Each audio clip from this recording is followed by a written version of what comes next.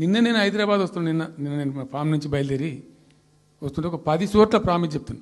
10 ప్లేసెస్లో పక్క పండు వచ్చుకో ఒక ఆయన కార్లో కూర్చున్నాడు, ఆ స్టీరింగ్ ఇచ్చి పెట్టి 2 చేతులు మీదకి పెట్టిండు.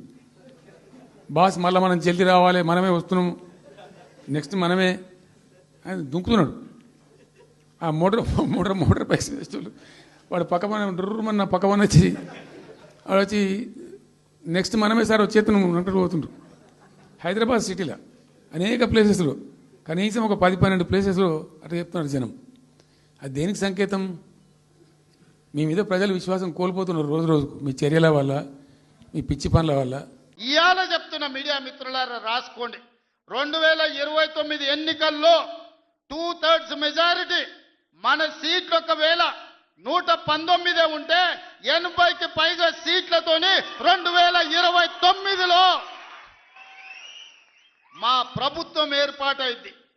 ఒకవేళ 153 సీట్లయితే 100 పైగా సీట్లతోని 2/3 మెజార్టీతోని తెలంగాణలో రెండోసారి కాంగ్రెస్ ప్రభుత్వాన్ని తెస్తాం.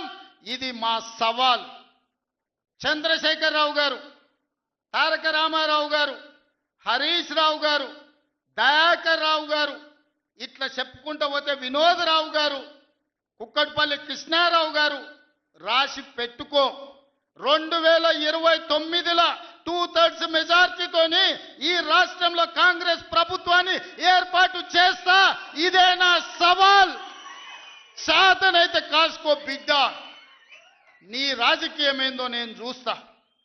నేను రాజకీయం చేసినంత కాలం ఈ కల్వకుంట చూసేటోళ్ళు కాలకుంట విషం లాంటి కేసీఆర్ కుటుంబాన్ని అధికారులకు రానివ్వను. ఇదే నా శపథం, ఇదే నా శపథం.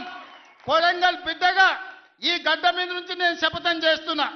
నేను రాజకీయాలలో ఉన్నంతసేపు రాబోయే ఎన్నికల్లో కేసీఆర్ కుటుంబానికి అధికారం అనేది ఇక కళ.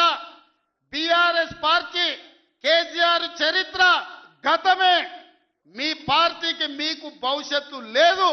ఎవడైనా చర్చించుకుంటే పొద్దుపోనప్పుడు మాట్లాడుకోవడానికి పనికొచ్చే చరిత్రనే తప్ప భవిష్యత్తు తెలంగాణ రాష్ట్రానికి నీ తరఫున ఒరిగేది ఏమీ లేదు.